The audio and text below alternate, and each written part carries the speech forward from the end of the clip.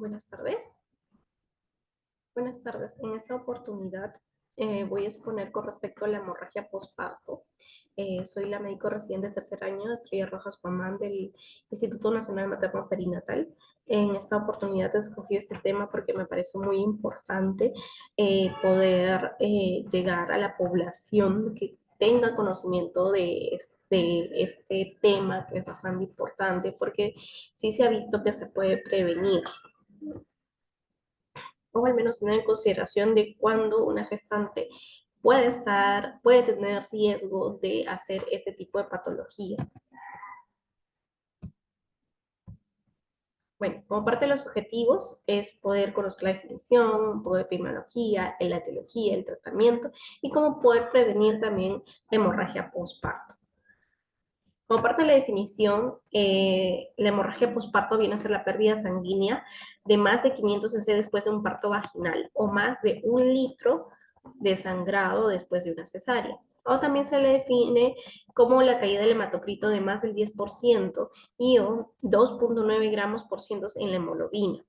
O aquel sangrado después del parto que involucre cambios hemodinámicos que requieren la transfusión sanguínea, o que la pérdida de sangre sea más del 1% del peso corporal, o inclusive una última definición de la hemorragia postparto del 2022 es aquella pérdida de sangre acumulada que puede ser 1 litro o más, o cualquier pérdida de sangre que esté asociada con signos o síntomas de hipovolemia, independientemente si es de la vía de parto, es decir, si es parto natural o si es una cesárea.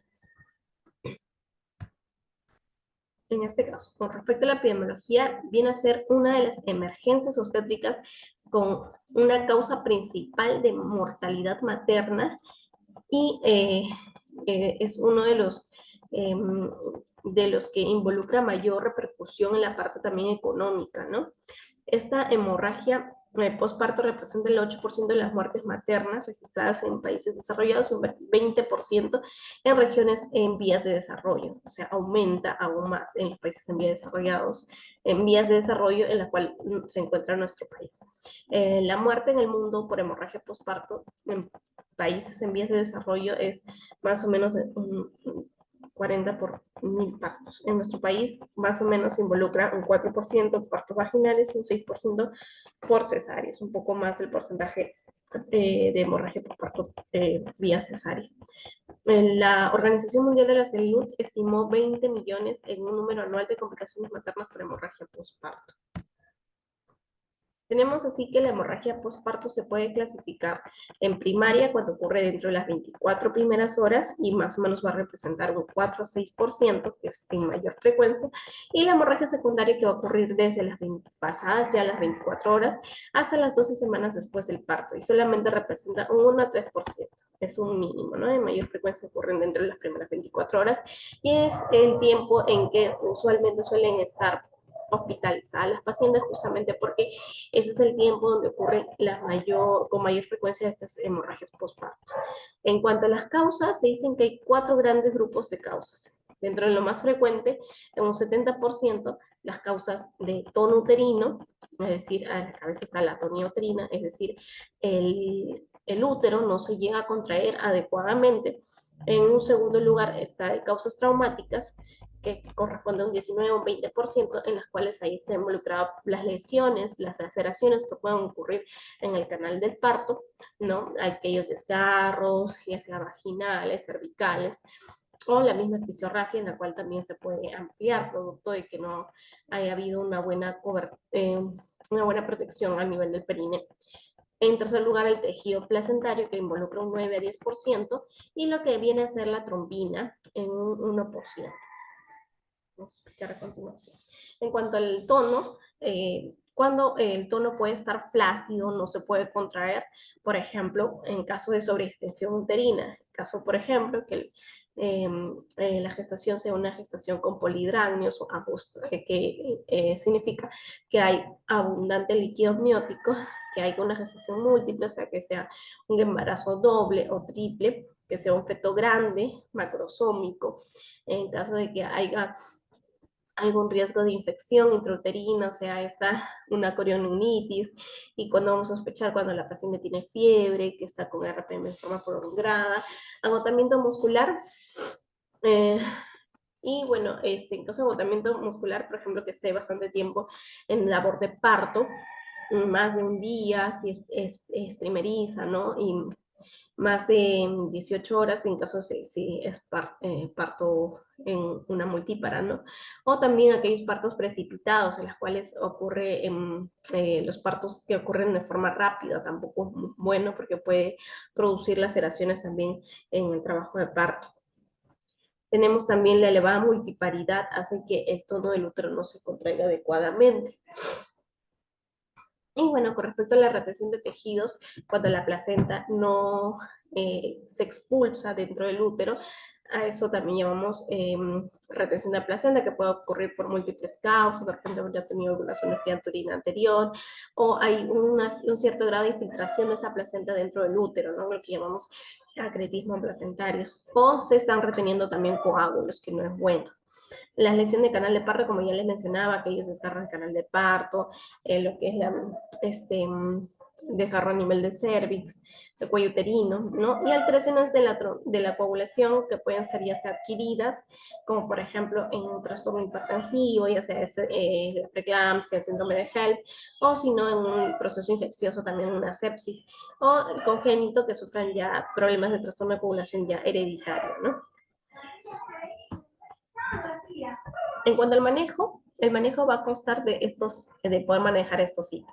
Evaluar cuánto ha perdido nuestra gestante o nuestra puérpera ya en el labor de parto, la monitorización de sus signos y síntomas vitales maternos, la reposición de lo que está perdiendo, la reposición de líquidos, cómo parar ese sangrado, y para eso nosotros tenemos que conocer el origen de esa hemorragia, evaluar también la parte de la diuresis y el estado de coagulación. Eh, la, la sociedad de Nueva Inglaterra ha permitido hacer una estratificación de los riesgos para en base a ello poder hacer nuestro manejo, clasificándose en bajo, mediano y alto riesgo de acuerdo a los factores de riesgo que pudiera tener. Por ejemplo, si no tenía una cirugía previa, es un embarazo único, menos de 4 partos vaginales, que no tenga desórdenes sanguíneos, no tenga historia de hemorragia postparto, lo clasifico como bajo riesgo. Mediano riesgo, si tuviera más de 4 partos vaginales, gestaciones múltiples, si tenía alguna cirugía uterina, si ha tenido antecedentes y en este embarazo también de fetos grandes, historias de hemorragia postparto, obesidad materna, ¿no? Mediano riesgo y alto riesgo si ha tenido el antecedente de placentas previas o acretismo placentario en un anterior embarazo, si tiene una hemoglobina baja, menos de 10, o plaquetas menos de 100.000, o ha tenido una admisión por hemorragia activa o alguna coagulopatía que se conozca, ¿no? Eso ha permitido identificar más o menos el 85% de mujeres embarazadas en riesgo de hemorragia postparto.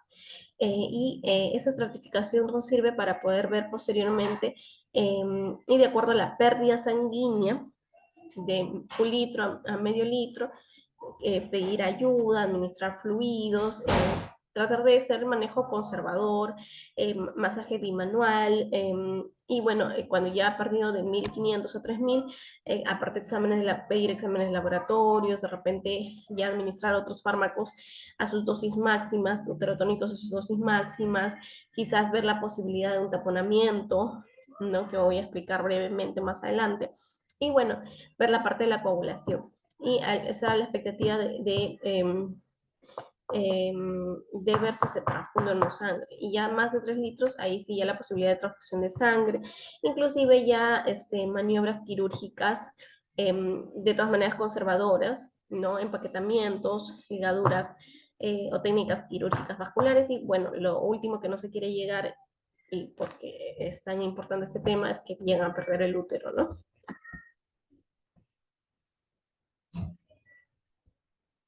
Bueno, como manejo de la atonía uterina, que es una de las causas más importantes de hemorragia postparto, lo primero que tenemos que hacer es el masaje uterino externo. A su misma vez, ahí concomitantemente es asegurar una buena vía endovenosa para poder pasar un cloruro de sodio, 1 litro a chorro, pasar la dosis máxima de oxitocina, que es 4 ampollas, y bueno, ver cómo va el sangrado, ¿no es cierto? Y luego poder hacer retos de 500 cc de cloruro de sodio en 5 minutos.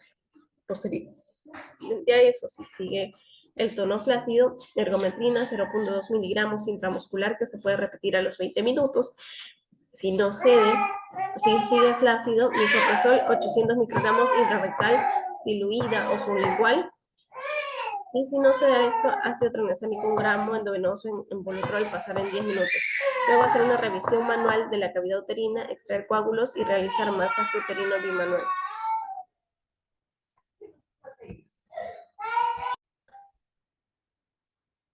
Entonces tenemos que como primer paso es el masaje uterino bimanual como primer intento para poder ayudar a inducir esas contracciones uterinas, porque recordemos que en esta tonía uterina el tono del útero no se contrae. Esta inducción con este masaje uterino estimularía a las prostaglandinas endógenas que nos ayudaría finalmente a la contracción. Como segundo paso es la administración de oxitocina, que suele ser casi todos esos pasos en realidad, si bien lo menciono como pasos, pero deben ocurrir simultáneamente.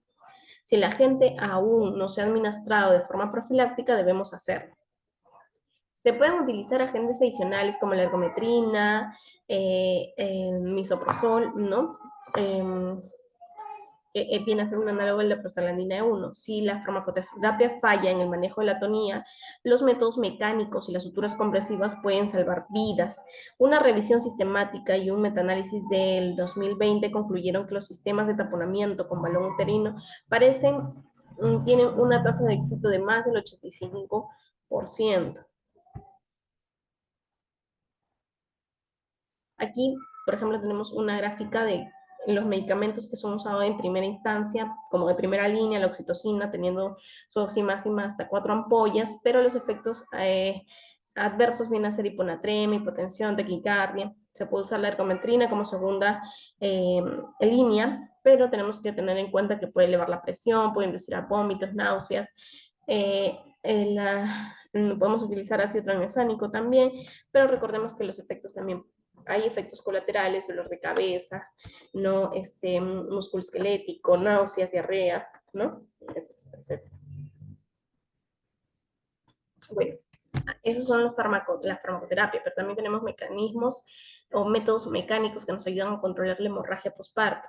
Tenemos tanto el balón de Shakespeare-Baker, o el de Rush, o el de Bacri.